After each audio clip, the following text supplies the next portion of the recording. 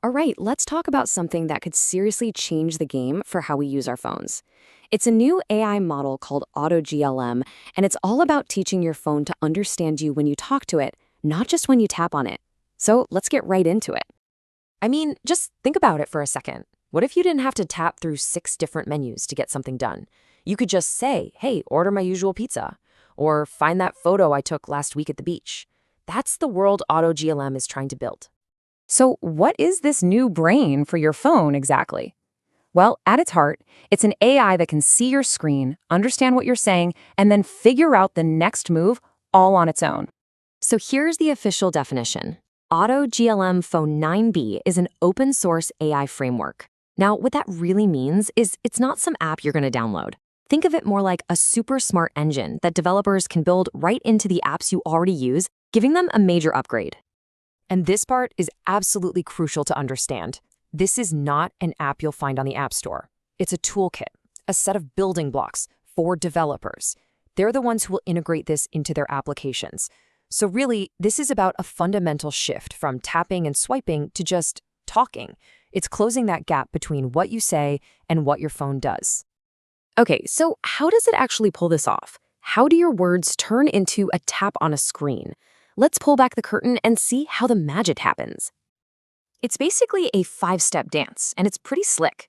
First, you just give it a command in plain English. Second, the AI takes a look at your screen, kind of like taking a quick screenshot. Third, the model does its thinking. It reasons about what you asked and what it's seeing.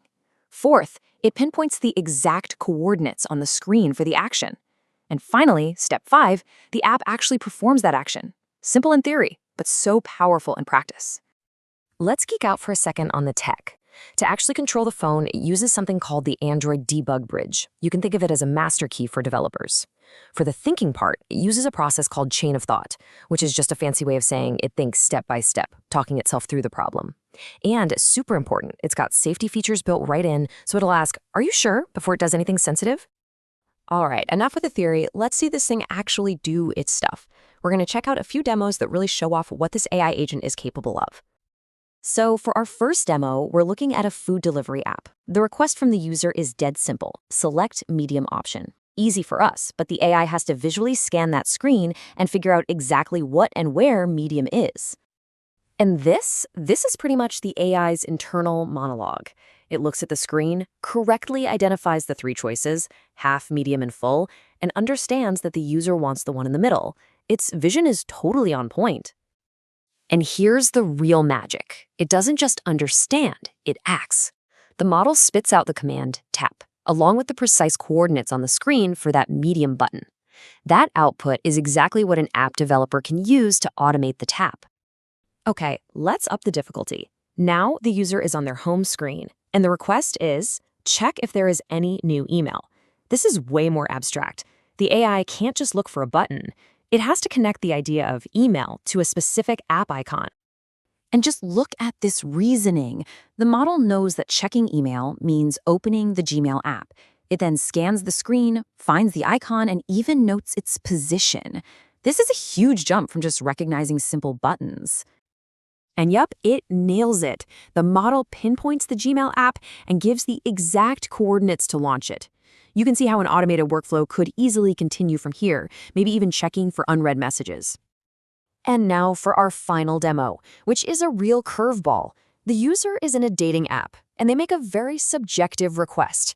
I'm looking for a date. Please select one for me. So, how does an AI even begin to handle a choice like that? The model's response here is surprisingly clever and logical.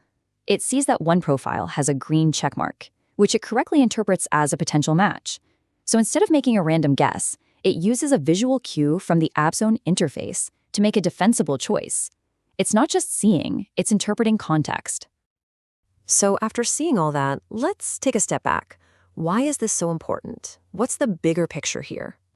Well, a huge reason this matters is performance. You can think of AutoGLM as a lightweight champion. It might be smaller than some of the giant AI models out there, but it's proven to be incredibly good at this one specific thing, understanding graphical user interfaces. It punches way above its weight. Now, there is a practical side to this. All that power needs some serious hardware. To run this model, you're looking at needing more than 20 gigabytes of VRAM. So for now, this is definitely a tool that's in the hands of developers with powerful machines. So what are the big things to take away from all this? One, it's an open source framework for developers to build amazing things with.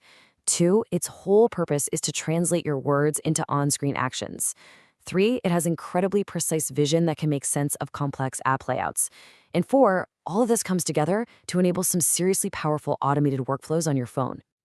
Which leaves us with one last really exciting question. If you had this kind of technology, a phone that truly understands what you want, what's the very first tedious, annoying, multi-step task you'd tell it to automate for you?